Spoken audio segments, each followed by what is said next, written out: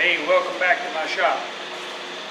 This is the last in a series of 5 birdhouses I'm made for all the girls in my family.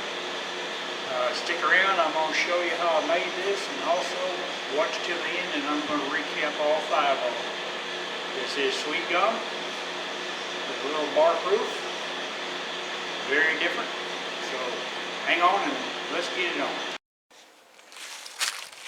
Well, I come out here to select some wood for my 5th and final birdhouse. Well, it's not going to be my final, but it'll be the final in this series.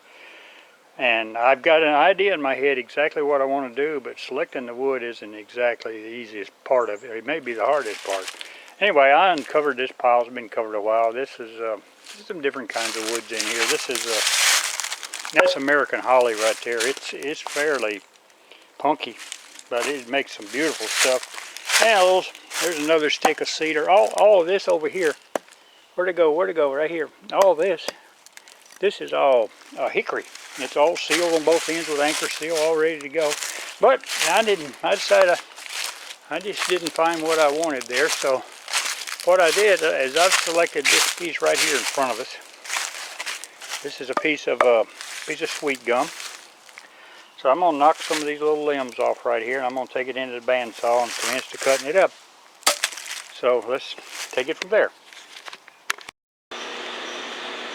Now, when I selected this piece of wood, the first thing I was looking for was I wanted a piece of wood that had some real strong bark on it, because I'm going to leave bark on this particular birdhouse in certain places. And you know, I didn't want to get it too big because I didn't want it to turn too much down.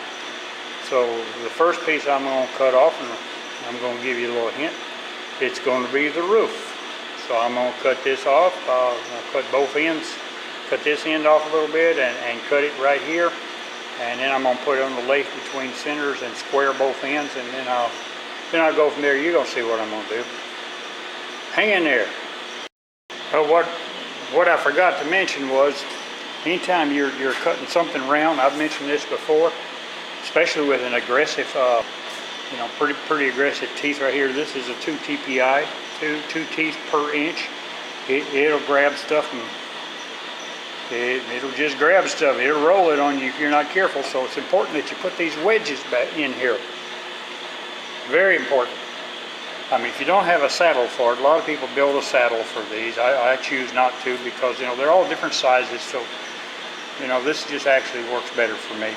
So anyway, I'm going to go ahead and cut this, and then I'll report back when it's all cut.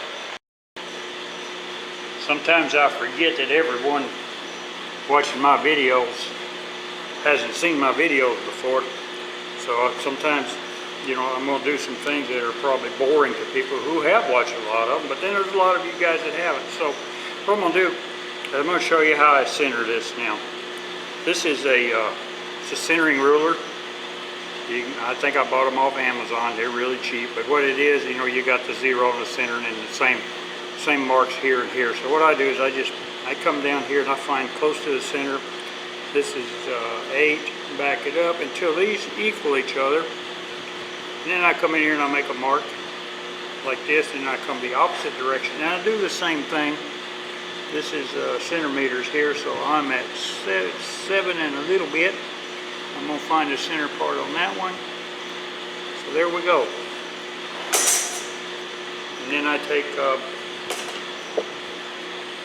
mallet and an awl, and I make me a lumaflucci. There you go. I've already done it to the other side. I'm going to take a 1-inch Forster bit. I'm going to drill me a hole there about half the distance of that. And the reason for that is that this spur drive will fit into that hole and it cannot escape. So that's what I'm going to do now, and I'm going to get on lathe, and I'm basically just going to square the 2 ends and take it back off. Alright, I took a drill press and drilled my hole, and you can see that it fits right in here, and I'm going to hammer it in with a hammer now. Before anybody comments about me using a hammer on this, just save your breath or your keystrokes or whatever. It may mushroom this, but I really don't care. I have a deep mushroomer over there on the bench. I've been doing it that way a long time. I've never used this hand for anything unless it gets bigger than this, it doesn't matter. If you don't put it in there pretty hard, it's going to spin on you. That looks like it's good. Next thing to do, you want to make sure that you're on center, on forward.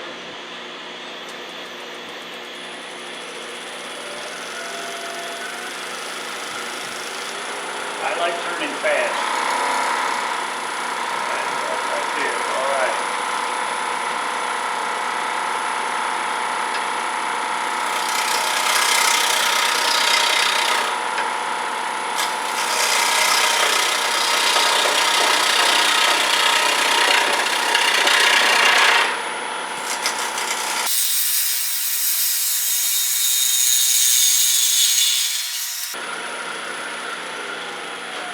Cut easy.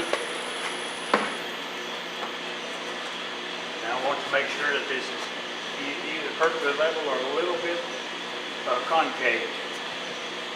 And it looks like it's convex, so I need to come off the center a little more.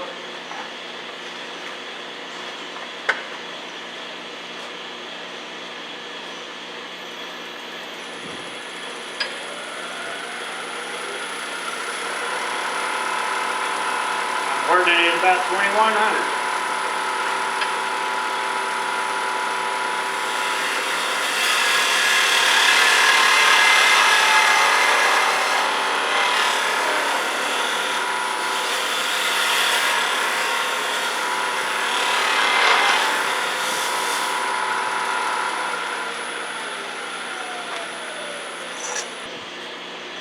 I'm going back over to the bandsaw. And I'll sit up and show you what I'm going to do there.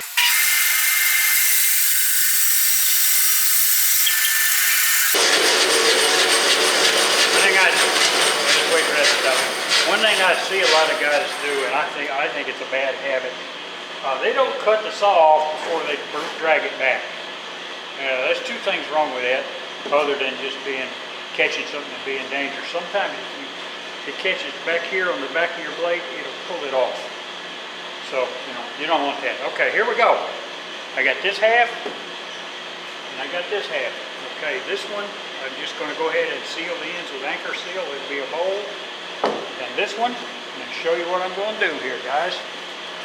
I'm going to take it to the smaller bandsaw, and I'm going to cut it here, like this, and like this, and like this. Okay, and that's going to be my roof. It's going to sit on the birdhouse like that. Okay, so there's where we go. I'm going to get a straight line there in a minute though, before we do that. So I'll move to that bandsaw in a second. All right, I don't know if it's going to work or not. I did put a new blade on this, but I went ahead and cut these on the other bandsaws. They were straight, but I'm going to come in here like this, cut this one, and I'll turn it around and come back that way. So let's see what happens. I'm going to come right into there.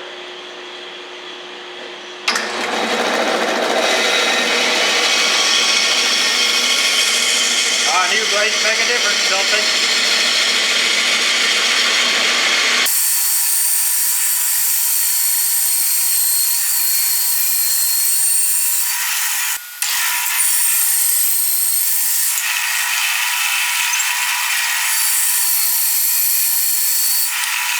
All right, what I'm going to do now is I'm going to stain this, and after the stain dries, I'm going to seal it. This is red mahogany. Sort of wanted it to look like redwood in the end. I'm going to stain it on top and bottom and everywhere. And I might be sorry I did that. Oh well, too late now. We'll let that dry, and we'll come back to it.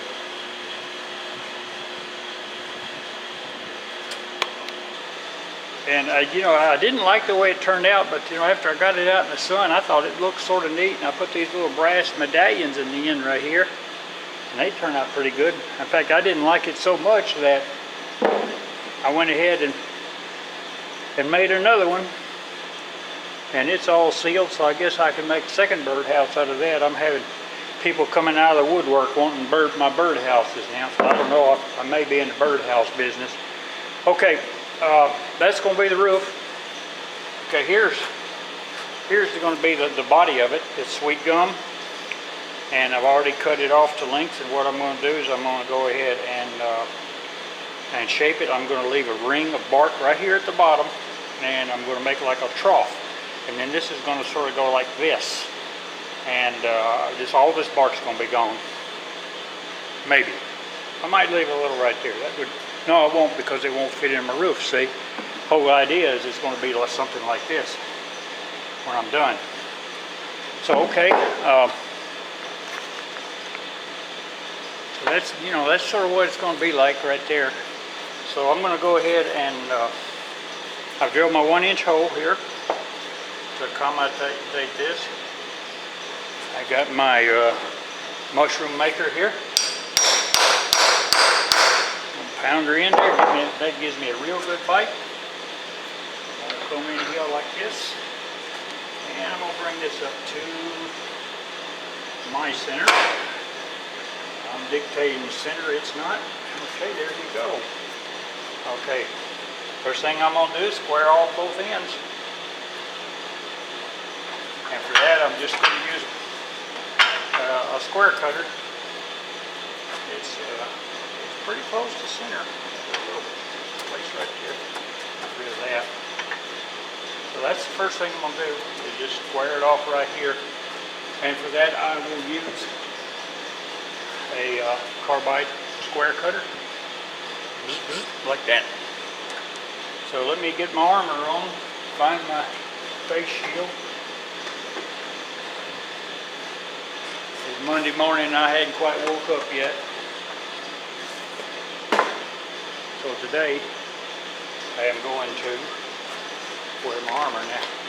You know, the reason I bruise real easy. I mean, I was out in the woods working deer camp, and look at that right there. That's limb caught me across my arm right there. That's how easy I bruise. So, you know, that's the reason I do this. So, one of the reasons, other than it hurts. I don't like that.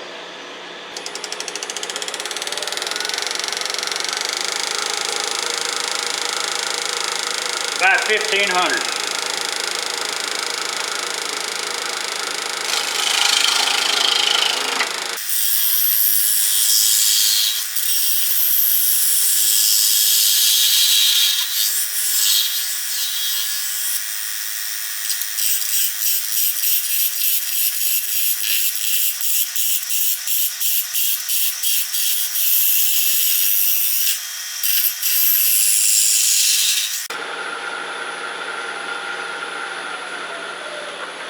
Okay, that's a start. Next thing I'm going to do is I'm going to come in here and check this out right here and see how, leave a little slack in there. Right there ought to work. Okay, that's where I'm going to be right here. Okay, so that'll fit in there. So I'm going to take the parting tool and make me a place right here. That's the only place that's important, right here for about 1 inch. And after that, I can do it any other way. The older you get, the further away things get. That looks sharp. I guess I'll find out in a heartbeat, won't I? All right, let's see what we got.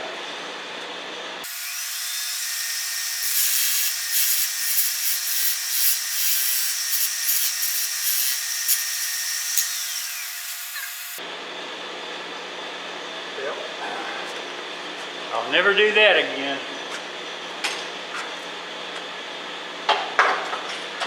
But I'm not a very good guesser. Okay. So now I'm going to come in here now. What shall I use? I'm going to give you guys a rest this time. I'm not going to use the beaver.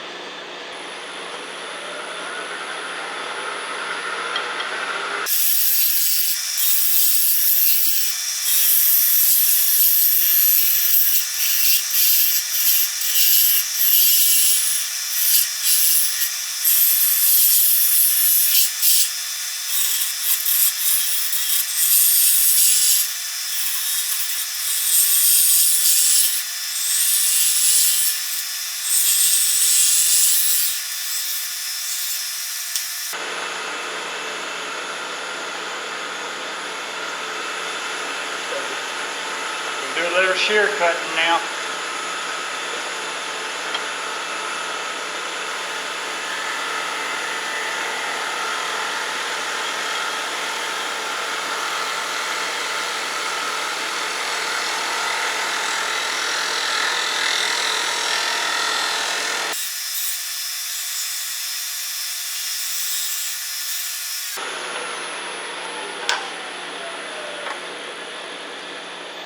There you go. Sandpaper not needed, my friends.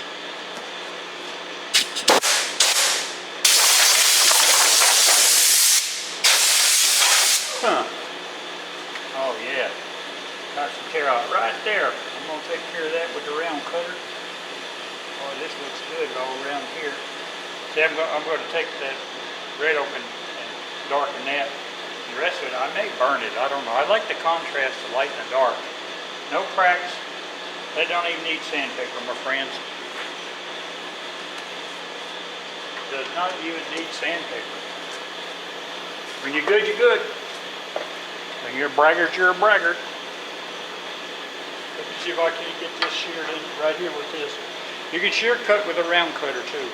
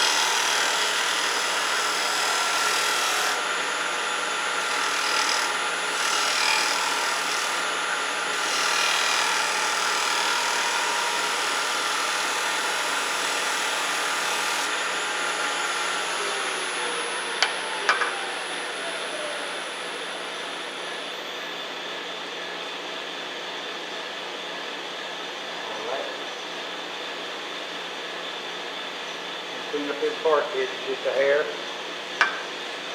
Said I'm going to clean up this bark edge just a hair.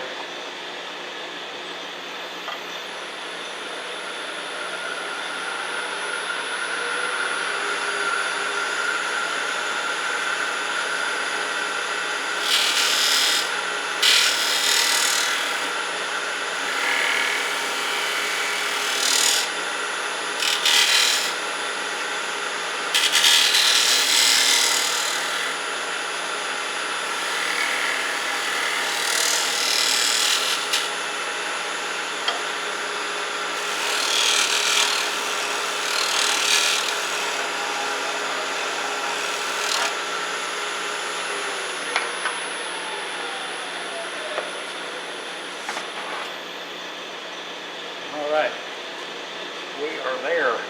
Looking good, looking good. All right. Got a little bit of something in my eye. This is my blowing thing.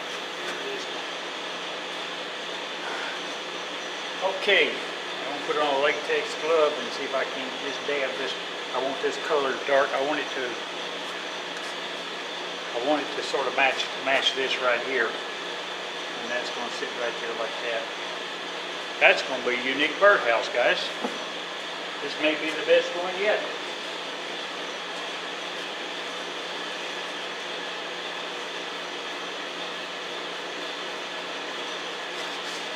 Splattering it, I didn't want to do that. It might be alright though.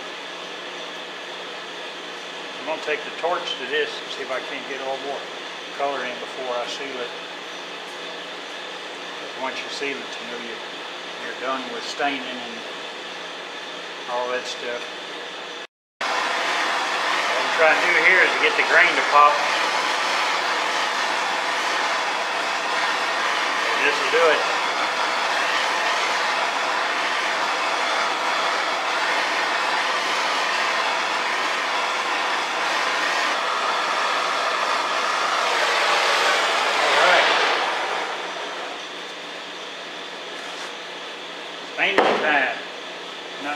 some sorry sealing time. Put some sealer on it, let it rest here a while, and flip it around. And after I put this on, this is water based. It's going to make that grain pop just a little. So I have to come back with some real fine sandpaper. See, this is going to make it a little darker anyway. Okay. I will see you guys after later. Alright, I think it's dry enough. Well, using my three-step approach to drill this thing out, I got it turned around. Ended up putting it on a glue block. I guess I'm drilling my hole too big for my worm screw. They're hard to start, but they just don't want to hold, or maybe I'm tightening them too much. I don't know. Me and worm screws don't seem to get along.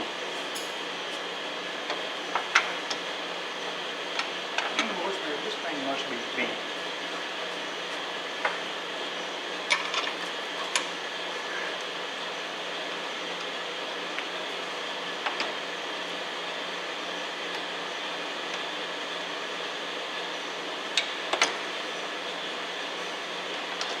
It doesn't run true, I know that.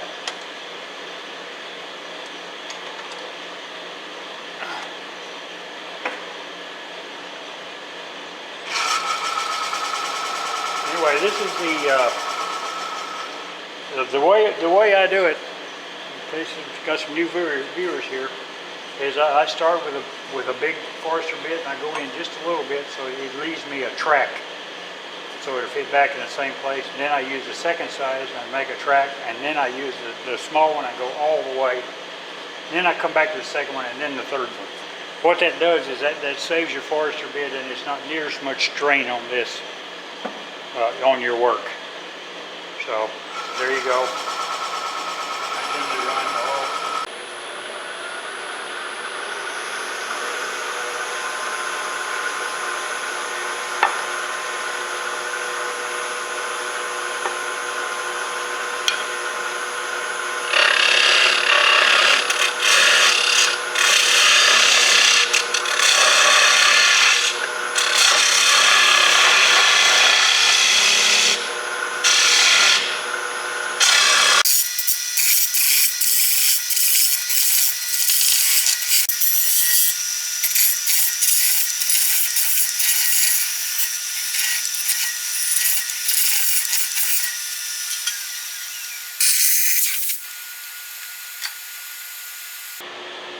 I think that's good.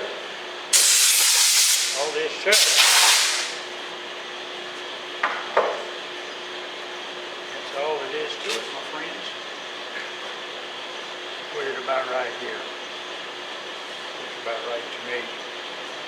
Just a little right there. There you go.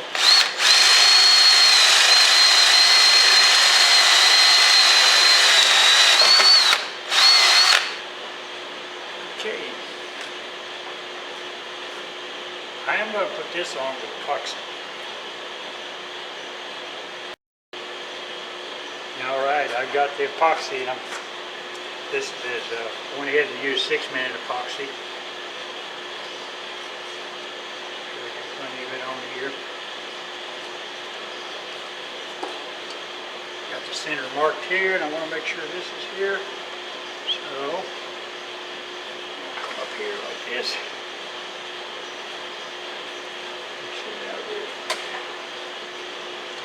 Just a hair.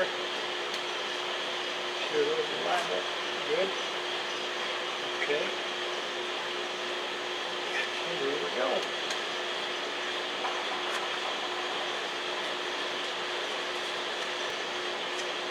Okay. Be back. But here you go. Another one of a kind. Had to pardon all the mess behind it. And there it is. Wouldn't know what to call it. Birdhouse, I guess. There you go. Tweet, tweet. Well, here they are. This marks the end of the series of 5 making birdhouses for all the women in my family.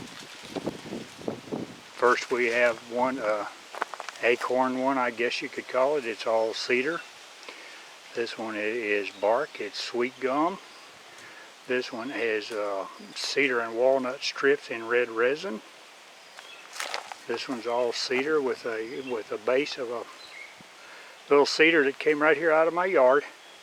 And this final one with the little roof on it, this is sweet gum. So there you have it, guys. Hope you enjoyed it. I'm going to make some more birdhouses, just not right now. So enjoy it.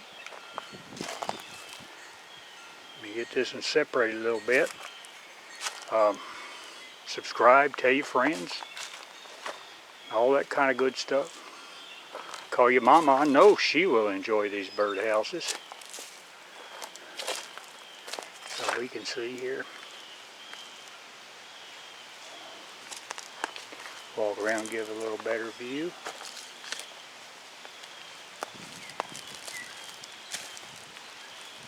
And there you go, my friends.